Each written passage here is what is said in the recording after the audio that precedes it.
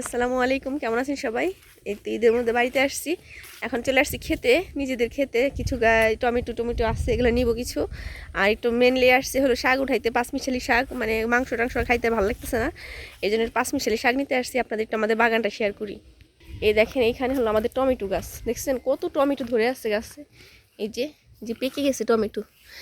ও, গাছ পাকা টমেটো খাওয়ার একটা মজা আলাদা। আল্লাহ, পোকা ধরছে দেখছেন। রে, এখানে আসা হয় না, অনেকটা জঙ্গল পার হয়ে এখানে আসছি। এই যে দেখেন কেমন নিচে একেবারে, ওই যে উপর থেকে একেবারে এইভাবে জঙ্গল পার হয়ে নিচে আসছি। তো এই যেখানে কিছু কাঁচামরিচ গাছ যে সব পড়ে আসছে এরকম। আর এই যে টমেটো দেখছি নিচ দিয়ে কত পড়ে আছে, পোকা টোকা খেয়ে ফেলছে। এই যে মানে এখানে এতটা, মানে অনেকই তো পিছনে, বাড়ির পিছন দিক তো, এদিকে কেউ আসে না সহজে। এর জন্য যে দেখছেন কী অবস্থা, টমেটো একটাও ভালো হয় নাই। তো এই আর কি। আর এইদিকেও কিছুটা কাঁচামরিচের বাগান, আর এদিকে কিছুটা ভুট্টা লাগাইছে, হলো সুইট কর্ন বলে, এই যে ভুট্টা দেখতেছেন সবাই। আর এখানে কিছু পাতাকপি ছিল, এই যে পাতাকপি খাওয়া হচ্ছে না, দেখছেন কি অবস্থা হয়েছে। পোকা, মানে এত পোকা, এখানে সার বিষ ছাড়া মানে লাগাই রাখছে তো জমিতে, যে যা হয় ওইটাই অর্গানিকভাবে খাওয়া হবে, এর জন্য আর কিছু করা হয় নাই। তো এই আর কি। তো আমরা মেনলি নিতে আসছি যে এগুলো কি চিনেন আপনারা? এই যে এটাকে কি বলে, সেচি শাক। হ্যাঁ, আমরা নিতে আসছি এইটা। আর কিছু কলমি শাক নিয়ে যাব উঠিয়ে উঠিয়ে। তো আপনাদের সাথে যেটুকু পারি শেয়ার করব, সাথে থাকবেন। এটা কি চিনেন আপনারা? এই যে এটা নাকি খাওয়া যায়, আমি অনেক ভিডিওতে দেখছি, আমি এখনও ট্রাই করি নাই। তো আমি এখানে আমাদের খেতে অনেক হয়ে আছে, দেখছেন জঙ্গলের মতো হয়ে আছে এগুলো। তো আমি এখান থেকে নিয়ে কিছুটা ট্রাই করব। এটা পাকাটা খায় না কাঁচাটা খায়? কাঁচাটা কেমন লাগে? কাঁচাটা টক, এই যে দিয়ে দেখো টক। টক, কি যে বিশ্রী একটা টেস্ট, বলার ভাষা নাই। আমি খাই তোমার মুখটা একেবারে পুরা বাজে হয়ে গেছে। এবং নায়িকারা দেখায় টিভিতে, জয়া হাসান রিসেন্ট একটা ভিডিও দেখছে, ও মজা করে কি খাইলো। এখন পাকাটাই খাইছে না কি জানি না আমি। কাঁচাটা এত বিশ্রী একটা টেস্ট, জঘন্যতম। এটা নাকি অনেক মজা করে খায় মানুষ। যাই হোক, দেখি পাকাটা খেয়ে রিভিউ দিব কেমন। আমি শাক উঠাই, আপনার সাথে থাকেন।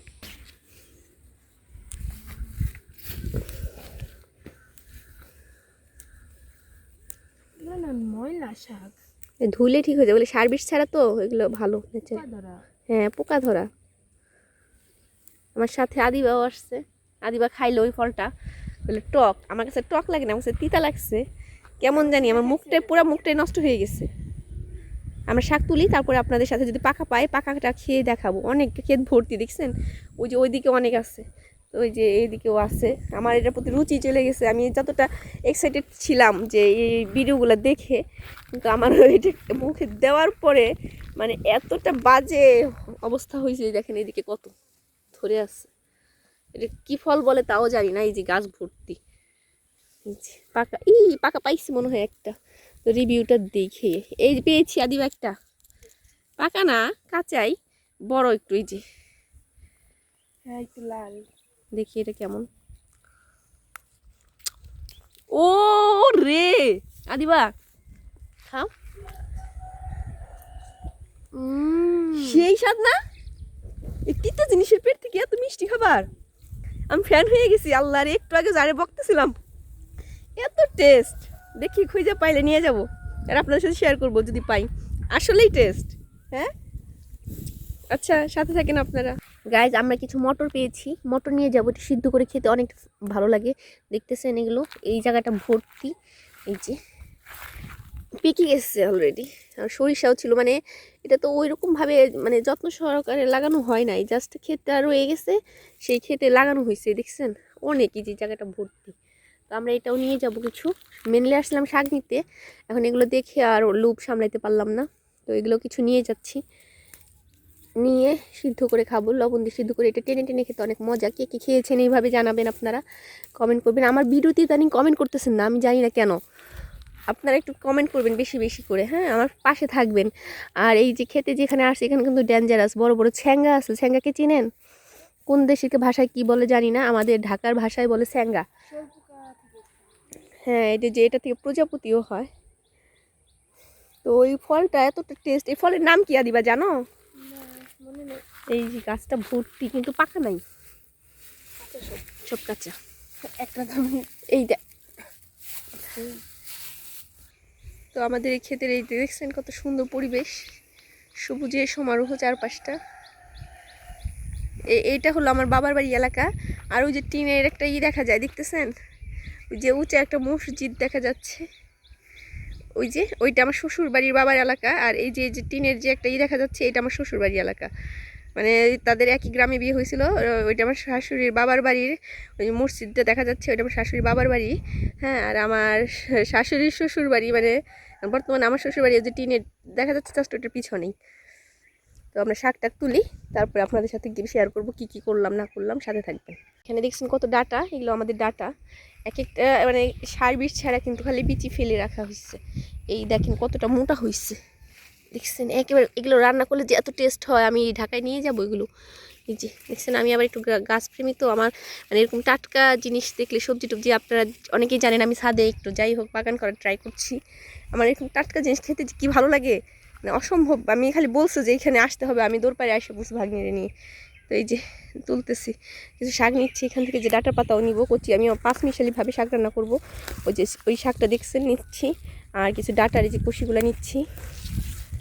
হ্যাঁ, সাথে আবার বাড়িতে মিষ্টি কুমড়ার পাতা আছে, ওগুলোও দিব। হ্যাঁ, ওগুলো দিয়ে ওরা এখানে কি সুন্দর থানকুনি হয়ে আছে। হ্যাঁ, আর আমাদের ঢাকাতে এগুলো বিক্রি হয়, অনেক দাম নেই। অল্প কয়টা মুঠার নেয় 30 টাকা 40 টাকা, এরকম একটা চিকন হাতের মুঠা 30 টাকা 40 টাকা। এই শাকটা কি আপনারা চিনেন কেউ? এটাকে বলে বথুয়া শাক। দেখছেন কত বড় হয়েছে। আমি এখান থেকে 2-1টা ডাল নিব।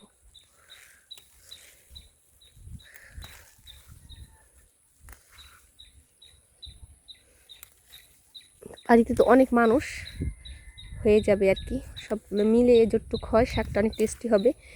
মুখে রুচিই পাচ্ছিলাম না 2 দিন ধরে। তো ওনার খেতে আবার হাল দিচ্ছে, কেউ নাই এই জায়গাটায়। দেখছেন একটা জঙ্গলের মতো জায়গা, ওই যে বাড়ির নিচ সাইড বলে এটাকে, আমাদের বলি নামা সাইড। ওই যে আদি বাবু আছে আর আমি, একেবারে জঙ্গল, পুরা এলাকাটা নির্জন। সাথে থাকেন, দেখেন কি করি। আমাদের শাক তোলা প্রায় অলমোস্ট শেষের দিকে। আমি আপনাদের একটু গ্রামটা ভিজিট করাই দেখাই। এই যে এটা হলো আমাদের গ্রাম, যে পাশটা দেখতেছেন এটা হলো আমাদের গ্রাম। একবারে এখান থেকে ওই যে একটা কর্নার পর্যন্ত দেখা যায়, যে ওই পুরা সাইডটা, এটা হলো বাহির সাইডটা, আউটসাইড, এটা হলো হাজিপুর গ্রাম বলে। আর ওই যে দূরে যে দেখা যাচ্ছে ওই যে ওগুলো, ওইটাকে বলে শরীফবাগ। হ্যাঁ, ওখান থেকে একেবারে ওই পর্যন্ত একটা ব্রিজ আছে, ওই যে ব্রিজ পর্যন্ত বলে শরীফবাগ। এই ব্রিজ পর্যন্ত এইটাকে বলে শরীফবাগ। শরীফবাগের পর থেকে যে এলাকাটা শুরু হয়েছে এটাকে বলে হলো কি জানি তো, আদিবাইটার নাম কি বলে? এই ব্রিজের এখান থেকে নাম হলো, এই এলাকাটার নাম হলো ইকুরিয়ার আবার পাড়া আছে, একটা হলো বড় পাড়া, ছোট পাড়া। হ্যাঁ, আর ইকুরিয়ার পরে যে এই যে আমি দেখালাম যে আমার শ্বশুরবাড়ি এলাকা, এটাকে বলে তেঁতুলিয়া। ওই যে যেটা গম্বুজ পড়া মসজিদটা দেখলেন, ওইটা হলো তেঁতুলিয়া বড় পাড়া। আর এই যে ছোটো যে টিনের ঘর হয়েছে তেঁতুলিয়া ঠাকুর পাড়া। আর এই যে ছোটো বাড়িগুলো, এগুলো হয়েছে, এগুলো হাজিপুরের অংশ। এই যে ঠিক আছে, আমাদের মানে আমার বাবার বাড়ি এলাকারই, এগুলো লাস্টের দিকের অংশ আর কি। তো ওই দিক দিয়ে দেখানো যাবে না, এই তো। তো আর কি, যে আমাদের প্রায় শাক তোলা শেষ। আদিবা দেখাও, এই যে শাক তোলা প্রায় শেষের দিকে। আমরা এখন ওই মটর তুলে কিছুটা মটর নিয়ে দিয়ে সিদ্ধ করে খাবো, সাথে থাকবেন। এই যে এইগুলো দেখছেন কত বড় বড় সরিষা, আমি জীবনও এরকম এত সরিষা, বড় বড় সরিষা দেখিনি।